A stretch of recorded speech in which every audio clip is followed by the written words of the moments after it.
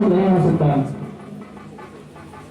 हर किसी को चाहे अपने जीवन में एक सदगुरु जरूर बने, ऐसे भाग्यशाली बन जाए जो हमें वो सागर से पार कर सके, इस आवागमन के बंधनों से मुक्त करा सके, इस आत्मा का मिलन परमात्मा से करा सके। ऐसे गुरु के सानिध्य में हम सभी बैठे हुए हैं।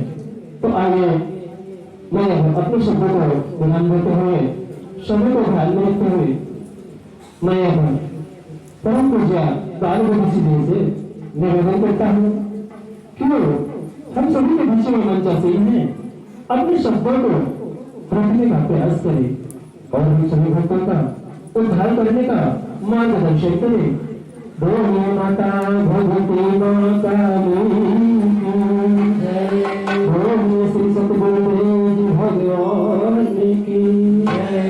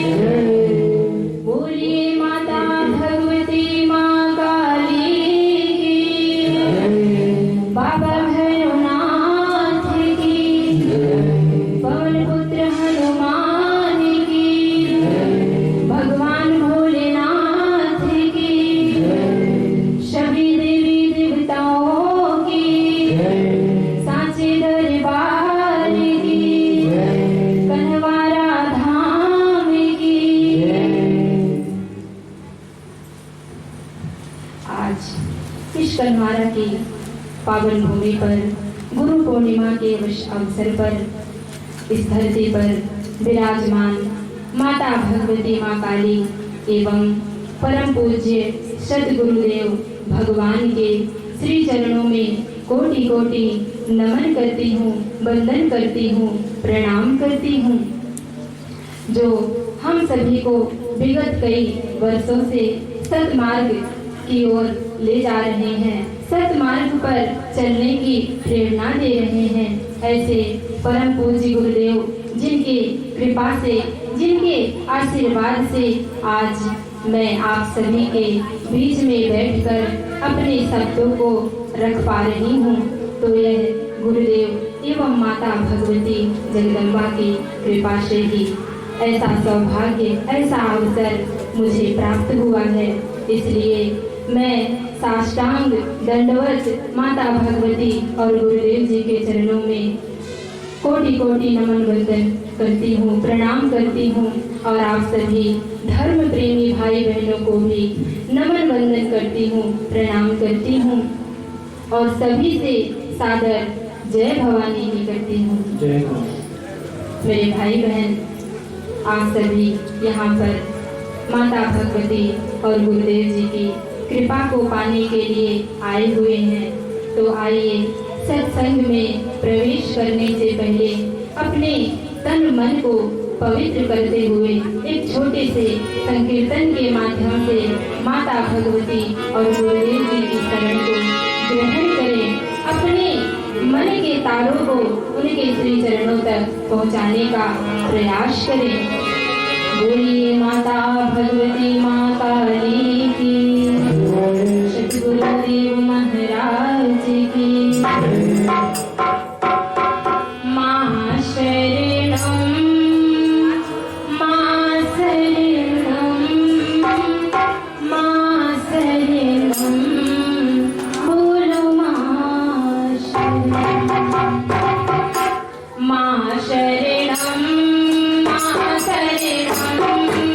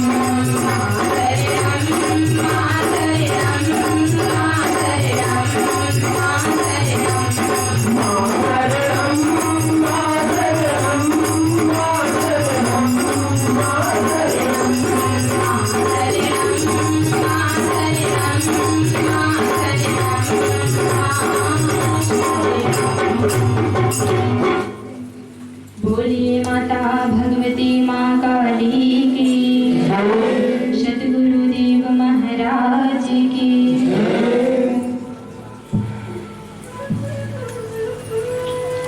आषाढ़ मास की पूर्णिमा के दिन गुरु का पूजन अर्चन किया जाता है।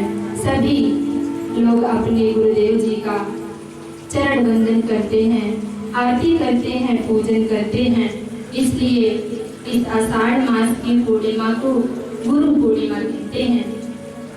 और मेरे भाई बहन, एक बात और है कि इसी के दिन जो वेदों को विस्तारित करने वाले, अनेकों धर्म ग्रंथों की रचना करने वाले महान ऋषि श्री व्यास जी का भी जन्म हुआ था। इसलिए इसे व्यास पूर्णिमा भी कहते हैं। मेरे भाई बहन, गुरु के विषय पर शास्त्रों में कहा गया है कि जो हमें अज्ञानता रूपी अंधकार से निकालकर ज्ञान रूपी प्रकाश तक ले जाते हैं, उसे गुरु कहते हैं। गुरु तो पूर्णमासी के चंद्रमा की तरह होते हैं। जिस प्रकार से पूर्णमासी की चंद्रमा पूर्ण विकसित होकर इस धरती पर रहने वाले समस्त लोगों के लिए अपने प्रकाश की शीतलता प्रदान करती है, किसी के साथ भेदभाव नहीं करती, ठीक उसी प्रकार सतगुरु भी अपने शिष्य के अंतर मन को प्रकाशित कर देते हैं और उनके हृदय में ही उस सत्य का दर्शन करा देते हैं, जिसके लिए हम सभी इस धरती पर बार बार जन्म लेते हैं और मृत्यु को प्राप्त हो जाते हैं। इसलिए धर्म प्रेमी बंधुओं, हमारे जीवन में सतगुरु का होना परम आवश्यक है, क्योंकि जिस प्रकार से पानी के बिना नदी बेकार है, अतिथि के बिना आंगन बेकार है, प्रेम ना हो तो सगे संबंधी बेकार है, और यदि जीवन में गुरु ना हो तो यह जीवन बेकार है।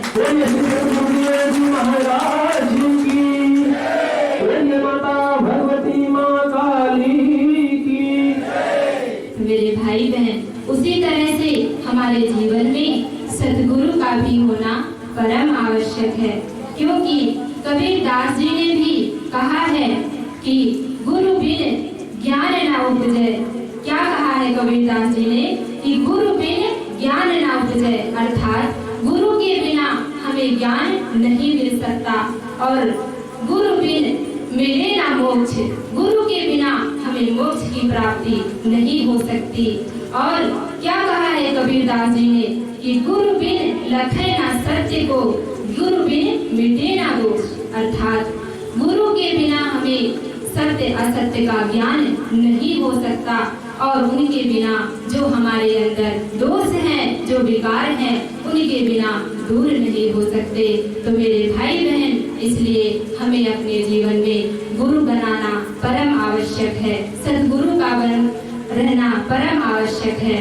वह चाहे भौतिक जगत की बातें हों अथवा आध्यात्मिक जगत की बातें हों, सभी के लिए गुरु की परम आवश्यकता होती है।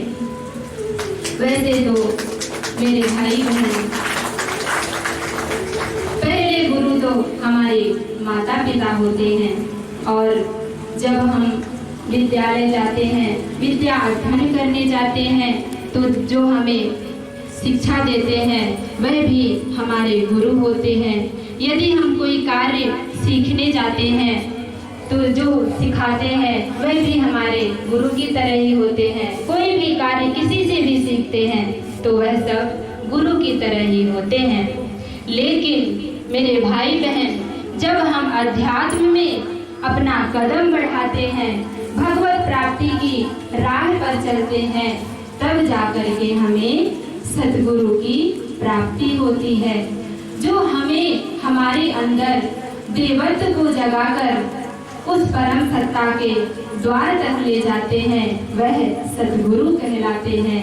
यही गुरु और सतगुरु में अंतर होता है कि गुरु तो हमें सिर्फ भौतिक ज्ञान देते हैं, संसारिक ज्ञान देते हैं, लेकिन सतगुरु हमें आध्यात्मिक ज्ञान देते हैं, स्वयं की पहचान करा देते हैं, आत्मा और परमात्मा का मिलन करा देते हैं, उसे सतगुरु कहते हैं, जिससे यह जीवन भवबंधन से मुक्त हो जाता है। तो ऐसे गुरुदेव जी के श्री चरणों में हम कोटि कोटि नमन करते हैं, वंदन करते हैं, प्रणाम करते हैं, क्योंकि उनके चरणों में ही सभी तीर्थों का वास होता है। तो आइए इस भजन के माध्यम से सुनते हैं। बोलिए सतगुरुदेव महाराज की। सारे तीर्थ धाम आपके चरणों में, हे गुरुदेव प्रणाम आपके चरणों में। सारे तीर्थ धाम आपके चरणों में, चरणों में, हे गुरुदेव प्रणाम आपके चरणों में, हे गुरुदेव प्रणाम आपके चरणों में। सारे तीर्थ धाम आपके चरणों में, चरणों में, हे गुरुदेव प्रणाम आपके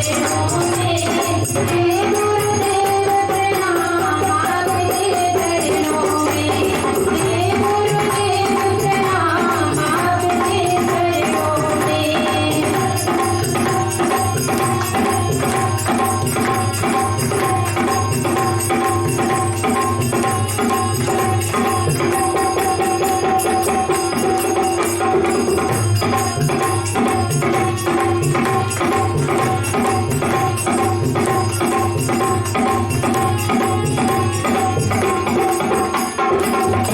और मेरे भाई बहन, जन्म तो हमारे माता पिता देते हैं, लेकिन हमें सत्मार्ग पर चलना, सत्कर्म करना हमारे गुरुदेव जी ही सिखाते हैं।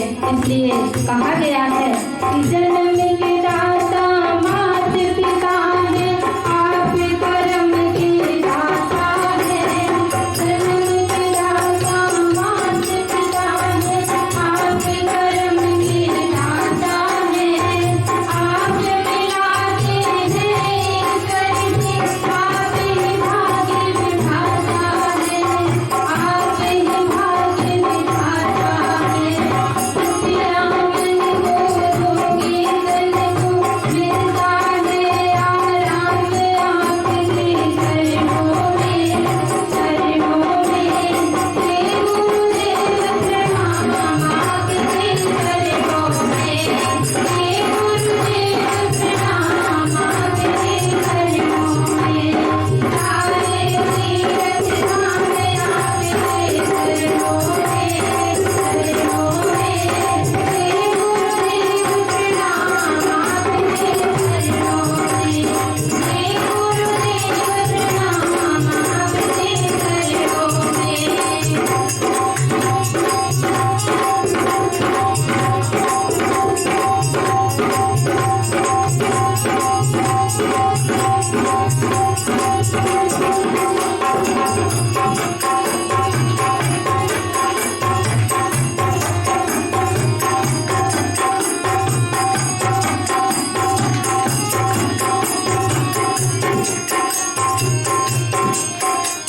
और मेरे भाई बहन, एक बहुत सुंदर बात कि गुरुदेव जी के हृदय में माता सरस्वती का वास होता है। उनके कंठ पर हमेशा सरस्वती जी विराजमान रहती हैं और वह सभी के दुखों को दूर करते हैं। इसलिए कहा गया है कि हृदय में माता गौरी लक्ष्मी कंठ धारणा माता है। हृदय में माता गौरी लक्ष्मी कंठ धारणा माता है।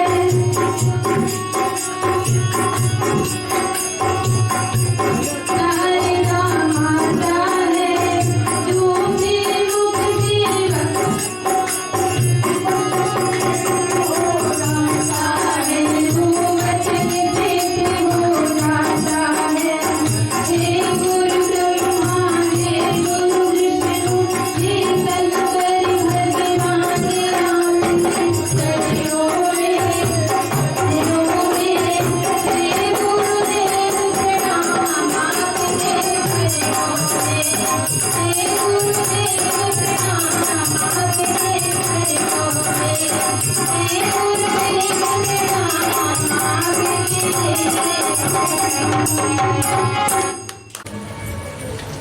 वैसे तो आज हर प्राणी अपना जीवन व्यतीत कर लेता है और कमाते खाते हुए एक दिन इस संसार को छोड़कर चला जाता है।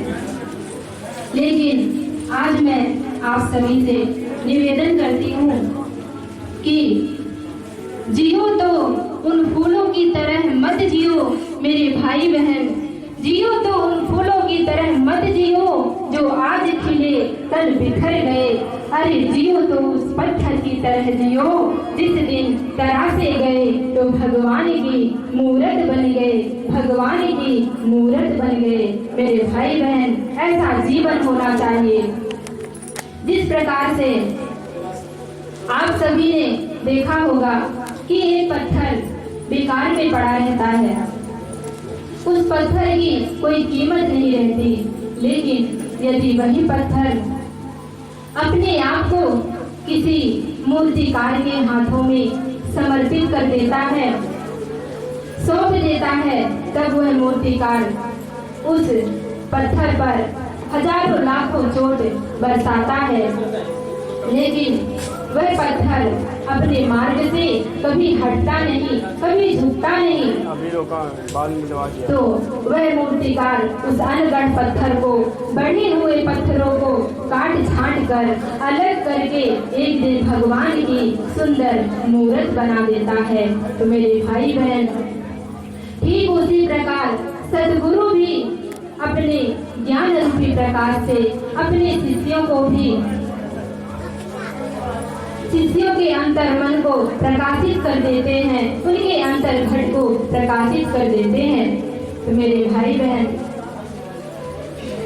मैं आप सभी को एक छोटी सी कहानी के माध्यम से बताना चाहती हूँ कि एक बार मंदिर की सीढ़ियों में लगा हुआ पत्थर उस पत्थर से बातें कर रहा था जिस पत्थर से भगवान की मूर्ति बनाई गई थी। वह पत्थर कहता है कि मेरे भाई, हम दोनों तो एक ही जाति के हैं, एक ही बिरादरी के हैं, तू भी पत्थर है और मैं भी पत्थर हूँ। लेकिन मेरे भाई, तू ऐसा कौन सा कर्म किया था कि लोग मेरे सिर पर पैर रख करके तेरा पूजन करते हैं और तुझे शीश झुकाते हैं? तू ऐसा कौन सा कर्म किया था? तो मेरे भाई बहन जानते हैं वह पत्थर क्या कहता है कि मेरे भाई, बिल्कुल सही, तू भी पत्थर है और मैं भी पत्थर हूँ, हम दोनों एक ही जाति के हैं। लेकिन जब वह मूर्तिकार हम दोनों के ऊपर प्रहार कर रहा था तो उस समय तू चिल्ला करके कोसों दूर चला गया था, लेकिन मैं उस हजारों लाखों चोट को सहन करता रहा, अपने मार्ग से कभी विचलित नहीं हुआ। इसलिए मेरे भाई, तेरे सिर पर पैर रख करके लोग मेरा पूजन करते हैं और मुझे शीश झुकाते हैं। तो मेरे भाई बहन, आज उसी तरह हम लोगों की दशा है कि थोड़ी सी भी दिक्कतें हुई, थोड़ी सी भी परेशानी होती है तो हम सभी अपने गुरु रूपी मूर्तिकार से दूर हो जाते हैं। तो मैं आप सभी से निवेदन करती हूँ कि कितनी भी दिक्कतें हो, कितनी भी परेशानी हो, हम सभी को कभी अपने गुरु रूपी मूर्तिकार से दूर नहीं होना चाहिए, अलग नहीं होना चाहिए। और यदि अलग हो जाते हैं तो हम सभी का जीवन भी उन सीढ़ियों में लगे हुए पत्थर की तरह हो जाता है। तो मेरे भाई बहन, मैं आप सभी से निवेदन करती हूँ, अनुरोध करती हूँ कि सभी संकल्प करें कि कितनी भी दिक्कतें होंगी, कितनी भी परेशानी होगी, हम सभी कभी अपने गुरु रूपी मूर्तिकार से दूर नहीं होंगे, उनसे अलग नहीं होंगे, उनके द्वारा बताए हुए मार्ग पर चलने का प्रयास करेंगे। ऐसा हम सभी संकल्प करते हैं। बोलिए माता भगवती माँ काली की, सद्गुरुदेव महाराज की। अब इन्हीं शब्दों के साथ मैं अपने वाणी को विराम देते हुए गुरुदेव जी से निवेदन करती हूँ कि हम सभी के जीवन में सदैव सुख शांति समृद्धि बनी रहे, उनकी कृपा दृष्टि से हम सभी का कल्याण हो, ऐसा मैं गुरुदेव जी से और माता भगवती जगदम्बा से निवेदन करती हूँ। बोलिए माता भगवती माता रानी की, गुरुदेव महाराज की। अब मैं गुरुदेव एवं माता भगवती जगदम्बा के श्री चरणों में कोटि कोटि नमन करती हूँ, वंदन करती हूँ, प्रणाम करती हूँ और आप सभी से भी सादर जय भवानी की करती हूँ। तो अभी आप विश्राम कि जो पत्थर